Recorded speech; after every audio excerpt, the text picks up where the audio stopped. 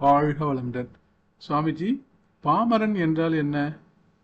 வேதத்திரி மகரிஷி அவர்களின் பதில்: பாமரம் என்பதுதான் பாமரன் ஆனது. பாய் கூட்டல் மரம், பா மரம்.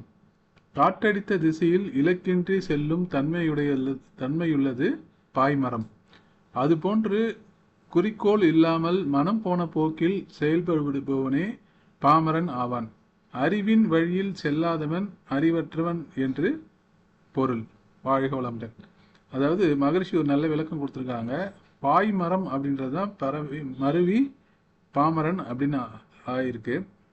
சில சமயம் பாமரர்கள்லாம் படிக்காதவர்கள்னு நம்ம நினச்சிக்கிறோம். ஆனால் படிக்காத நிறைய பேர் நல்ல வழியில் இருக்காங்க. படித்த பல பேர் நீதி, நேர்மை, நியாயம் அதெல்லாம் மறந்துடுறாங்க. எனவே பாமரன் அப்படின்னா மனம் போன போக்கில் அவங்க மாதிரி குறிக்கோள் இல்லாமல் வாழ்ந்துட்டு இருக்கவங்க. ஒருவேளை ஒரு சில சமயத்தில் பார்த்தீங்கன்னா அவங்களாம் கூட நல்லா இருக்காங்க. அதாவது எந்தவித குறிக்கோளும் இல்லாமல் யாருக்கும் துன்பம் அளிக்காமல் பாமரத்தனமாகவே இருந்து கொண்டு அவங்க கடமையை செஞ்சுக்கிட்டு அவங்க மாட்டுன்னு போயிட்டுருக்காங்க. அதனால் பாமரன் என்றால் தாழ்ந்தவன் என்று பொருள் அல்ல. படிக்காதவர்களாக இருந்தாலும் குறிக்கோள் இல்லாதவர்களாக இருந்தாலும் அவர்கள் ஒழுக்கமானதாகவும் நேர்மையாகவும் வாழ்கிறார்களா என்று பார்க்க வேண்டும். நன்றி. வாழ்க வளமுடன்.